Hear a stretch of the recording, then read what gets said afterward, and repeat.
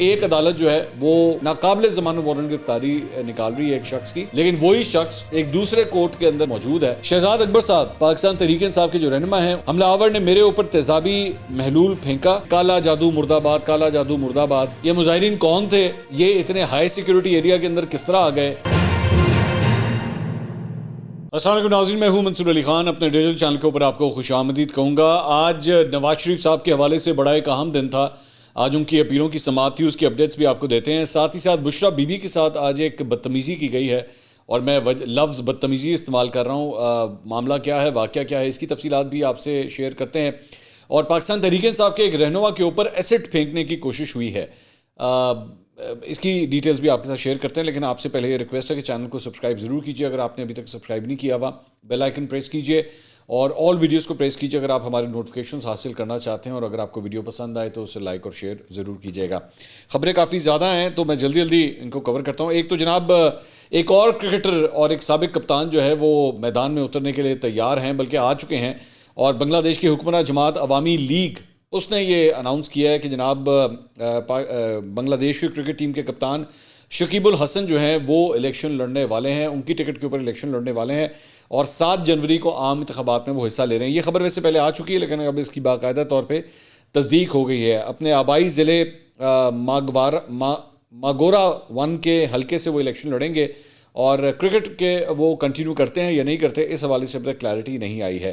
معیشت کے حوالے سے کچھ خبر، آئی ایم ایف کے ماہرین کی ٹیم پاکستان جناب پہنچ گئی ہے، اور آج سے وزارت خزانہ اور ایف بی آر کے حکام سے وہ ملاقاتیں کرے گی۔ آئی ایم ایف کے ماہرین ٹیکس ریونیو اور ٹیکس نیٹ بڑھانے کے لیے مشاورت کریں گے۔ یہ ایک پرائم کنسرن تھا آئی ایم ایف کا کہ اس کو بڑھانے کی ضرورت ہے، اور اسی سلسلے میں ٹیم یہاں پہ آئی ہے۔ تقریباً 1 ہفتے تک ٹیکس پالیسی پر مشاورت بھی کی جائے گی۔ ایف بی آر کے ذرائع بتاتے ہیں کہ ٹیکس پالیسی میں ترامیم کا مقصد ٹیکس نیٹ کو وسیع کرنا اور ماہرین کی مشاورت کا مقصد زیادہ ٹیکس اکٹھا کرنا ہے۔ اس کے علاوہ سٹاک مارکیٹ جو ہے وہ اس کے اندر بلز جو ہیں وہ اپنا کام دکھا رہے ہیں، اور آج بھی سٹاک مارکیٹ جو ہے اس نے بڑا اچھا پرفارم کیا۔ اس نے ہائی لگایا 59,896 پوائنٹس کا، 59,896 پوائنٹس کا اس نے ہائی لگایا، اور جب تک یہ ویڈیو ریکارڈ ہو رہی ہے تو اس وقت 59,811 کے اوپر مارکیٹ جو ہے وہ پہنچی ہوئی ہے۔ تقریباً 60,000 کے لیولز کے آس پاس اس وقت مارکیٹ جو ہے وہ ٹریڈ کر رہی ہے۔ So these are very good levels. اب دیکھتے ہیں کتنی دیر تک جو ہے وہ اس کو سسٹین کر پاتی ہے۔ اچھا جی، اس کے علاوہ ایک اور خبر وہ یہ ہے کہ مہنگائی، غربت اور بجلی کی قیمتوں میں اضافے کو اپنے اہم مسائل کہنے والے پاکستانیوں کی شرح میں اب کمی آئی ہے، مگر اب بھی پاکستانیوں کے درینہ مسائل کی یہ فہرست میں شامل ہے۔ اپسوس پاکستان کے کنزیومر کانفیڈنس سروے کی رپورٹ میں ملک بھر سے 1,000 سے زائد افراد نے اس میں حصہ لیا۔ یہ سروے 31 اکتوبر سے 3 نومبر کے درمیان ہوا۔ مہنگائی پر تشویش کا اظہار کرنے والے پاکستانیوں کی شرح میں 5% کمی آئی ہے، مگر اب بھی 53% پاکستانی اسے اپنا اہم اور پریشان کن مسئلہ قرار دے رہے ہیں۔ بے روزگاری پر جو تشویش ہے وہ اظہار کرنے والے پاکستانیوں کی شرح میں 6% کمی آئی ہے، اور اب 20% یہ ہو چکی ہے۔ اور غربت کو اہم مسئلہ کہنے والے افراد کی شرح میں 1% وہ بڑھ گیا ہے، اور 5% جو ہے بڑھ کر 5% دیکھی گئی ہے یہ شرح۔ البتہ بجلی کے نرخوں میں اضافے پر پریشانی کا اظہار کرنے والے پاکستانیوں کی شرح میں 9% کی واضح کمی آئی ہے، اور گزشتہ سروے میں 13%، موجودہ سروے میں 4% نے اس پہ تشویش کا اظہار کیا ہے۔ اچھا جی، ایک اور اب ذرا کچھ قانونی معاملات کے بارے میں آپ کو اپڈیٹ دیتے ہیں۔ نواز شریف صاحب کے اوپر بھی میں آتا ہوں، اس کی بھی ڈیٹیل شیئر کرتا ہوں۔ آمدن سے زائد اثاثہ جات کیس میں احد چیمہ کی بریت کی درخواست پر نیب نے یہ جمع کرائی گئی رپورٹ جو ہے وہ سامنے آ گئی ہے۔ نیب رپورٹ یہ کہتی ہے کہ احد چیمہ کے خلاف آمدن سے زائد اثاثوں کا نیب ریفرنس نہیں بنتا۔ احد چیمہ کے تمام اثاثے ان کی آمدن سے مطابقت رکھتے ہیں۔ احد چیمہ کے مبینہ بے نامی اداروں نے اپنی ذاتی انکم سے پراپرٹیز بنائی۔ احد چیمہ کے مبینہ بے نامی اداروں کی پراپرٹیز کو احد چیمہ سے لنک نہیں کیا جا سکتا۔ رپورٹ میں نیب نے موقف اختیار کیا کہ احد چیمہ کے رشتہ داروں سعدیہ منصور، منصور احمد اور نازیہ اشرف کے اکاؤنٹس احد چیمہ کے بے نامی اکاؤنٹس نہیں ہیں۔ ری انویسٹیگیشن کے مطابق وزیر اعظم کے معاملے خصوصی کی کل آمدن 213 ملین اور اخراجات 131 ملین ہیں۔ اچھا جی، اب آج ذرا نواز شریف صاحب کے جو اپیلوں کی سماعت تھی اس کی اپڈیٹس آپ کو دے دیں۔ چیف جسٹس اسلام آباد ہائی کورٹ جسٹس عامر فاروق کی سربراہی میں 2 رکنی بینچ العزیزیہ اور ایون فیلڈ ریفرنسز میں نواز شریف صاحب کی اپیلوں کی سماعت کر رہا تھا۔ آج سماعت کے آغاز پر نواز شریف کے وکیل امجد پرویز نے کیس کے حقائق سے متعلق بریف نوٹ عدالت میں پیش کیا۔ عدالت نے پوچھا کہ جی یہ جو حقائق آپ نے دیے ہیں کیا یہ ریفرنس دائری سے پہلے کے ہیں؟ امجد پرویز صاحب جو نواز شریف صاحب کے وکیل ہیں انہوں نے کہا جی 3 حقائق ریفرنس سے پہلے کے ہیں، باقی بعد کے ہیں، میں اس معاملے پر 3 سے 4 منٹ میں بات مکمل کر لوں گا۔ جسٹس میاں گل حسن اورنگزیب نے استفسار کیا کہ جے آئی ٹی کے ٹی او آرز کدھر ہیں، ان کا دائرہ کار کیا تھا؟ جے آئی ٹی میں 4 لوگ تھے۔ وکیل نے کہا کہ جی جے آئی ٹی میں 5 لوگ تھے۔ وکیل نے کہا کہ سپریم کورٹ کے فیصلے کی روشنی میں پیناما جے آئی ٹی تشکیل دی گئی تھی، 2017 میں سپریم کورٹ نے جے آئی ٹی تشکیل دی تھی۔ امجد پرویز نے عدالت کو جے آئی ٹی کی تشکیل اور اراکین کے حوالے سے آگاہ کیا۔ جسٹس میاں گل حسن نے پوچھا کہ جی کیا اس کا کوئی اسکوپ ہے؟ امجد پرویز نے جواب دیا کہ جی سپریم کورٹ نے جے آئی ٹی کی تشکیل اپنی معاونت کے لیے دی تھی۔ جے آئی ٹی نے اپنی رپورٹ 10 جولائی 2017 کو سپریم کورٹ میں جمع کرائی۔ امجد پرویز نے عدالت کو مزید بتایا کہ جے آئی ٹی رپورٹ 12 والیومز پر مشتمل تھی۔ جے آئی ٹی کی رپورٹ جمع ہونے کے بعد فریقین کو دلائل کے لیے بلایا گیا۔ دونوں فریقین کے دلائل سننے کے بعد پیناما کیس کا حتمی حکم نامہ 28 جولائی 2017 کو جاری ہوا۔ حکم نامے کے مطابق نواز شریف کو نااہل قرار دیا گیا۔ جسٹس میاں گل حسن نے پوچھا کہ جی سپریم کورٹ نے واضح طور پر کیا احکامات جاری کیے تھے؟ کیا سپریم کورٹ نے چیئرمین نیب کو کوئی احکامات جاری کیے تھے؟ امجد پرویز نے کہا جی سپریم کورٹ نے نیب کو مثبت احکامات دیے کہ نواز شریف کے خلاف ریفرنس دائر کیے جائیں۔ سپریم کورٹ نے نواز شریف، مریم نواز، حسین نواز، حسن نواز اور کیپٹن صفدر کے خلاف ایون فیلڈ ریفرنس دائر کرنے کا حکم دیا تھا۔ نواز شریف، حسن نواز اور حسین نواز کے خلاف سپریم کورٹ نے العزیزیہ ریفرنس دائر کرنے کا حکم دیا۔ امجد پرویز نے عدالت کو مزید بتایا کہ سپریم کورٹ نے نواز شریف، حسن نواز اور حسین نواز کے خلاف فلیگ شپ ریفرنس دائر کرنے کا حکم دیا تھا۔ سپریم کورٹ کے احکامات کے مطابق نیب نئے شواہد سامنے آنے پر ضمنی ریفرنس بھی دائر کر سکتا ہے۔ آج اس کیس کے دوران جو ہے وہ ایک اور بھی بدمزگی یہ ہوگی کہ بہت زیادہ لوگ جو ہیں وہ کورٹ روم کے اندر آ گئے اور موبائل فونز بھی جو ہیں وہ 3-4 دفعہ وہاں پہ بجے، جس پہ جج صاحب جو ہے کافی ناراض ہوئے۔ آپ کو الاؤڈ نہیں ہوتا کہ آپ موبائل فونز جو ہیں وہ کورٹ روم کے اندر استعمال کر سکیں۔ تو اب یہ کہہ دیا گیا ہے کہ جی آئندہ جب اس کیس کی سماعت جو ہے ویسے پرسوں ہوگی 2 بجے بدھ والے دن، اور یہ کہہ دیا گیا ہے کہ جناب اب اس مرتبہ جب سماعت ہوگی تو صرف 50 لوگ کورٹ روم کے اندر ہوں گے۔ اب یہ 50 لوگوں میں جو ہے وہ نون لیگ کے وکلاء، نون لیگ کے حامی اور اس کے ساتھ ساتھ جو میڈیا کے رپورٹرز ہیں، یہ سب لوگ اس میں شامل ہیں۔ ٹوٹل 50 لوگ ہی صرف کورٹ روم کے اندر موجود ہوں گے۔ اچھا، ایک بڑی انٹرسٹنگ خبر آئی ہے، اور میں آپ کو انٹرسٹنگ کیوں کہہ رہا ہوں۔ لاہور کی انسداد دہشت گردی کی عدالت نے مریم اورنگزیب کو گرفتار کر کے پیش کرنے کا حکم دیا ہے، اور 9 دسمبر کو کہا گیا ہے جی یہ سامنے آپ ان کے وارنٹ بھی دیکھ سکتے ہیں کہ جی ان کے وارنٹ جاری کیے گئے تھے۔ اس پہ عدالت نے متعلقہ ایس ایچ او کو وارنٹ کی تکمیل کرانے کی ہدایت کی ہے اور انہیں 9 دسمبر کو پیش کرنے کا حکم دیا ہے۔ انٹرسٹنگ بات یہ ہے کہ آج ہی کے دن جو ہے یہ وارنٹ گرفتاری کے حوالے سے یہ ہدایات دی گئیں، اور نواز شریف صاحب آج جب اسلام آباد ہائی کورٹ پہنچے تھے تو مریم اورنگزیب ان کے ساتھ ساتھ تھیں۔ تو یہ بھی اس ملک میں ہوتا ہے اس طرح کہ ایک عدالت جو ہے وہ وارنٹ گرفتاری نکال رہی ہے، ناقابل ضمانت وارنٹ گرفتاری نکال رہی ہے ایک شخص کی، لیکن وہی شخص ایک دوسرے کورٹ کے اندر جو ہے اسلام آباد ہائی کورٹ کے اندر موجود ہے، اور اسے کوئی روک ٹوک نہیں ہے، کوئی پوچھنے والا نہیں ہے کہ جی آپ مطلب یہ کس طرح پاسبل ہے ایک شہر میں آپ کے وارنٹ گرفتاری نکلے ہوئے اور آپ جو ہے وہ ایک دوسرے شہر کے کورٹ کے اندر جو ہے وہ پھر رہے ہیں، اور پروٹوکول کے اندر مطلب پورے حفاظتی حصار کے اندر جو ہے وہ گھوم پھر رہی ہیں، لیکن ان کو کوئی پوچھنے والا نہیں ہے۔ یہ انصاف کا نظام پاکستان میں اسی طرح ہی چلتا ہے۔ اس کے علاوہ جو بشرا بی بی کے ساتھ آج ایک بدتمیزی ہوئی، میں ذرا وہ اس کا بھی ذکر کرنا چاہتا ہوں۔ بیسکلی عمران خان اور بشرا بی بی کے خلاف اڈیالہ جیل کے باہر مظاہرین نے احتجاج کیا، اور بشرا بی بی جو ہے وہ جب گاڑی میں وہاں پہ پہنچی تو ان لوگوں نے جو ہے ان کی گاڑی کو جو ہے وہ گھیرے میں لیا اور ان کے خلاف نعرے بازی کی۔ انہوں نے کہا جی کہ کالا جادو مرد آباد، کالا جادو مرد آباد، اس طرح کے جو ہے وہ انہوں نے نعرے وہاں پہ لگائے، اور تھوڑی دیر کے لیے گاڑی جو ہے وہ رک بھی گئی، اور گاڑی کو جو ہے وہ مار بھی رہے تھے یہ مظاہرین۔ یہ مظاہرین کون تھے؟ یہ اتنے ہائی سیکیورٹی ایریا کے اندر کس طرح آ گئے کوئی نہیں جانتا، کہ مطلب یہ کس نے یہ نہ کسی سیاسی پارٹی کا انہوں نے جھنڈا اٹھایا ہوا تھا، نہ ان کا کوئی ایسا کوئی سیاسی رہنما تھا، بس انہوں نے بشرا بی بی کے خلاف جو ہے وہ یہ احتجاج کیا۔ اب مجھے ایک واقعہ یاد آتا ہے کہ پرویز مشرف صاحب کا دور تھا، اور کلثوم بی بی جو ہیں وہ ایک دفعہ لاہور کے اندر ایک گاڑی کے اندر بیٹھی ہوئی تھیں، اور ایک لفٹر آیا تھا، اور لفٹر نے جو ہے وہ کلثوم بی بی کو گاڑی سمیت اٹھا لیا تھا، اور بڑا ہی وہ شاکنگ مطلب سین تھا۔ اس کے علاوہ مطلب ان کے شریف خاندان کے گھروں کے اوپر چھاپے، مریم نواز کے ساتھ بھی ہو چکا ہے ابھی، وہ تو چند سال پہلے کی بات ہے جب وہ کراچی میں ایک ہوٹل میں تھی تو ان کے ہوٹل کے کمرے کا دروازہ توڑ دیا گیا تھا۔ لیکن خواتین کے خلاف جو ہے نا وہ اس قسم کی بھونڈی حرکتیں جو ہیں وہ نہیں ہوا کرتی تھیں، کوشش کی جاتی تھی کہ اس کو اوائڈ کیا جائے۔ میں یہ نہیں کہہ رہا کہ شریف خاندان کے ساتھ ہی ہو، ایون بھٹو خاندان کے ساتھ بھی سب کچھ ہو چکا ہوا ہے کہ خواتین کے ساتھ بدتمیزی ہوئی ہے. محترمہ بے نظیر بھٹو کلثوم وہ نصرت بھٹو ان کے سر کے اوپر لاٹھی ماری گئی تھی. تو اس ساری چیز کے اندر جو ہے وہ یہ والی حرکت کہ ایک گاڑی کو گھیرے میں لے کے گاڑی کو مارنا شروع کر دیا جائے. آپ جانتے ہیں کہ خاتون جو ہے وہ اندر بیٹھی ہیں. ویسے تو ایک پوری کیمپین تو ایک چل ہی رہی ہے جس کے اندر انٹرویوز بھی ہو رہے ہیں اور نئی پٹیشنیں بھی جو ہے وہ فائل ہو رہی ہیں. بالکل اگر انہوں نے کوئی جرم کیا ہے ان کو بالکل اس کی سزا ملنی چاہیے, بشریٰ بیوی کو ملنی چاہیے. لیکن یہ والا جو کراؤڈ تھا نا, جو بشریٰ بیوی کو گھیرے میں جس نے لیا ہوا تھا اور یہ جو احتجاج کر رہا تھا, یہ ایک فیس لیس کراؤڈ تھا. کس کی طرف سے آیا ہوا تھا, کس طرح آ گیا. اب یہ ایک ہائی سیکیورٹی ایریا ہوتا ہے, یہ جو جیل ہے, جیل کے باہر جہاں پہ واقعہ ہوا ہے, یہ ایک ہائی سیکیورٹی زون ہوتا ہے. یہاں پہ یہ لوگ کس طرح آ گئے اور کس طرح بیٹھ کے انہوں نے احتجاج شروع کر دیا. ظاہری بات ہے اس کا مقصد یہ تھا کہ اب یہ ہوگا اور اس کے بعد بشریٰ بیوی اندر جا کے عمران خان کو بتائیں گے جی دیکھیں یہ ہوا ہے, تاکہ اور بھی فرسٹریشن ہو. اسی طرح کی ایک حرکت نواز شریف جب جیل میں تھے تو مریم نواز جب ان سے ایک دفعہ ملنے کے لیے آئی تھیں تو نواز شریف کے سامنے جیل کے اندر مریم نواز کو گرفتار کیا گیا تھا, آنکھوں کے سامنے. جبکہ عام طور پہ اس طرح ہوتا نہیں ہے کہ ایک ملاقاتی جو ہے وہ جیل میں کسی کو ملنے کے لیے آیا اور وہاں پہ اسے گرفتار کر لیں. آپ ان کو گھر سے بھی گرفتار کر سکتے تھے, کہیں سے بھی کر سکتے تھے. لیکن بیسیکلی اس وقت مقصد صرف غالباً یہ تھا کہ نواز شریف کے سامنے ہم نے دکھانا ہے کہ دیکھ ہم تیری بیٹی کو گرفتار کر کے لے کے جا رہے ہیں.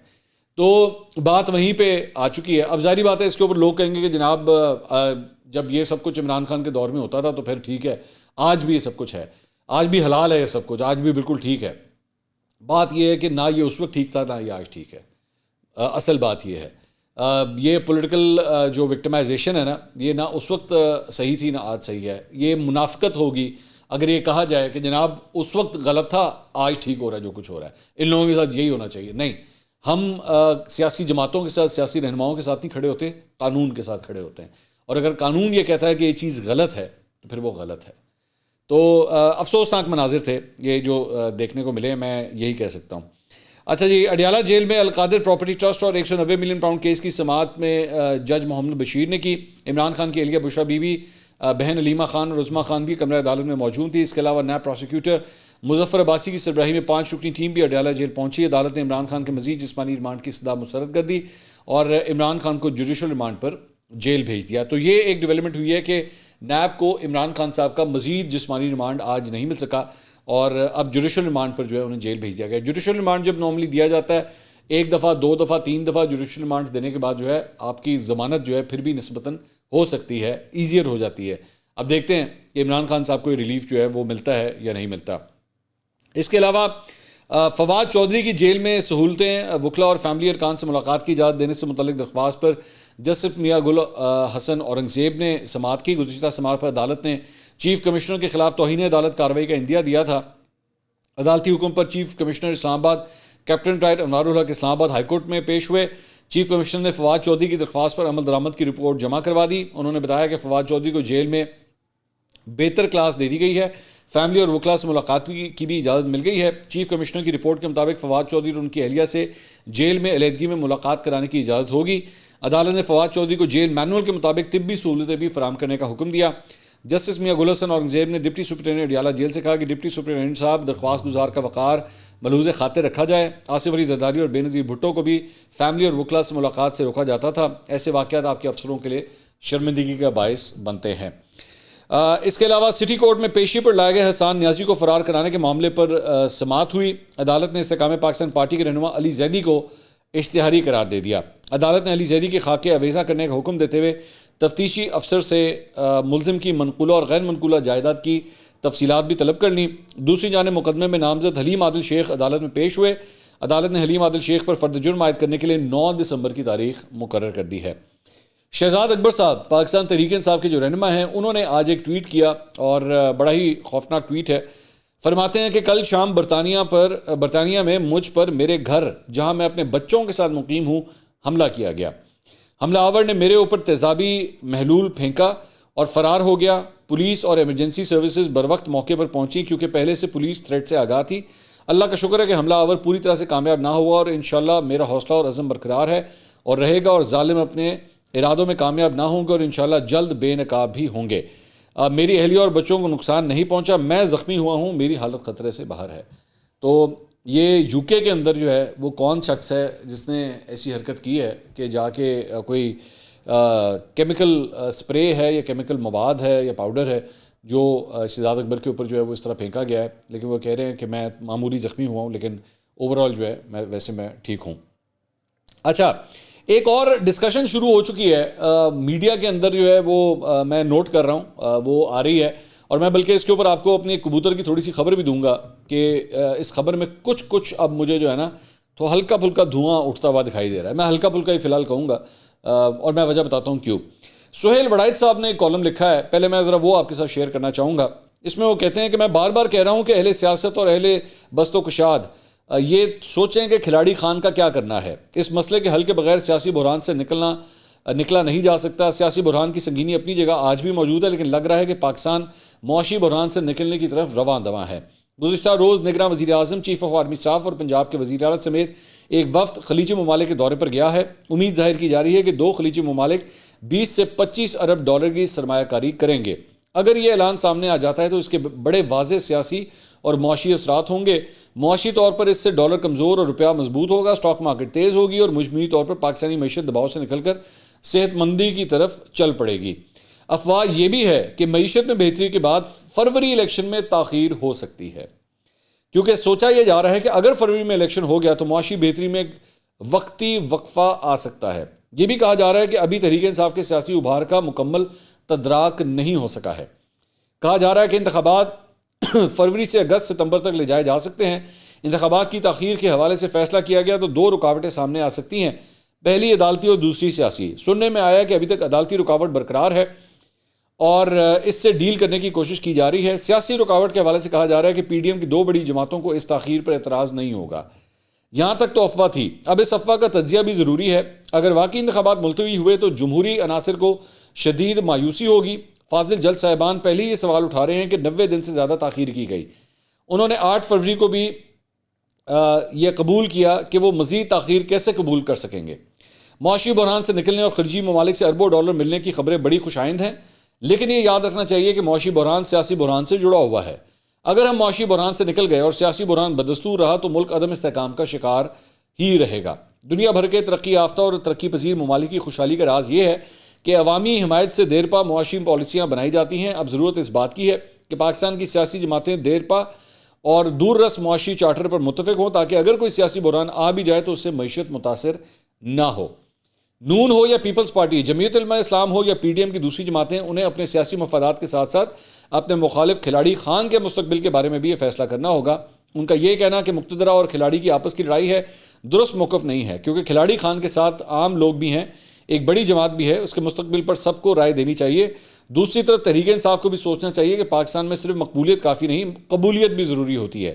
اس لیے وہ فوری طور پر انتخابات کے لیے اپنی پالیسی وضع کرے، اپنے صلح پسند لیڈروں کو آگے کرے، تاکہ وہ مقتدرہ اور دوسری سیاسی جماعتوں سے مذاکرات کر کے کھلاڑی خان اور تحریک انصاف کے لیے راستہ کھولے۔ تحریک انصاف کو سیاسی جماعت بن کر سیاست کرنا ہوگی، وہ اب طاقت میں نہیں ہے۔ اسے اس بات کا ادراک کرنا ہوگا اور اپنی سیاست اور پارٹی کو بچانے کے لیے ایسے اقدامات کرنا ہوں گے کہ اسے کچھ نہ کچھ قبولیت تو حاصل ہو جائے۔ یہ جو چیٹر ہو رہی ہے یہ آہستہ آہستہ واقعی شروع ہو گئی ہے، بلکہ ایک نگراں حکومت کے وفاقی وزیر نے ایک بیٹھک کے دوران، میں اب آپ کو خبر دے رہا ہوں، اس نے بیٹھک کے اندر یہ لفظ استعمال کیا اور میں اس بیٹھک میں موجود تھا۔ چلیں میں یہاں تک آپ کو بات کروں، میں نے ان کانوں نے سنا کہ انہوں نے کہا جی ابھی بہت سی چیزیں جو ہے نا ابھی رفع کرنے کی ضرورت ہے۔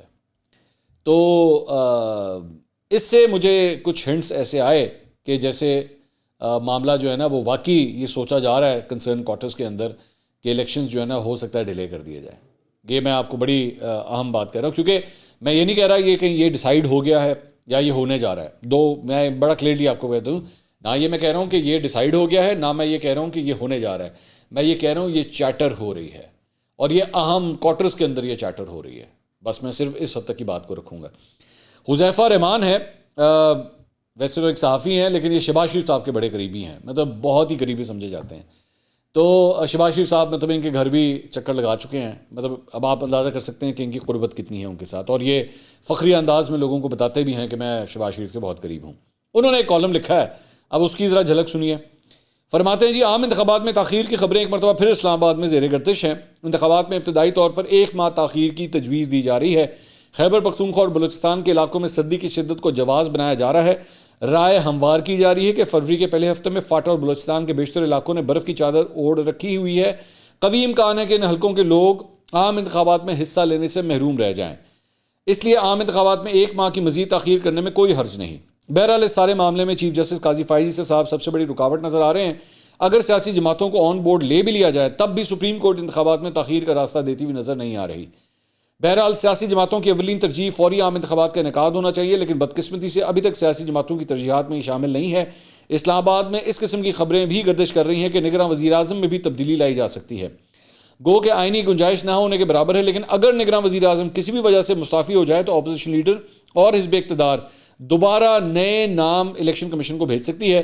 یوں نگراں وزیر اعلیٰ پنجاب مرکز میں آ کر نگراں وزیر اعظم بن سکتے ہیں، لیکن یہ سب مفروضوں پر مبنی باتیں ہیں.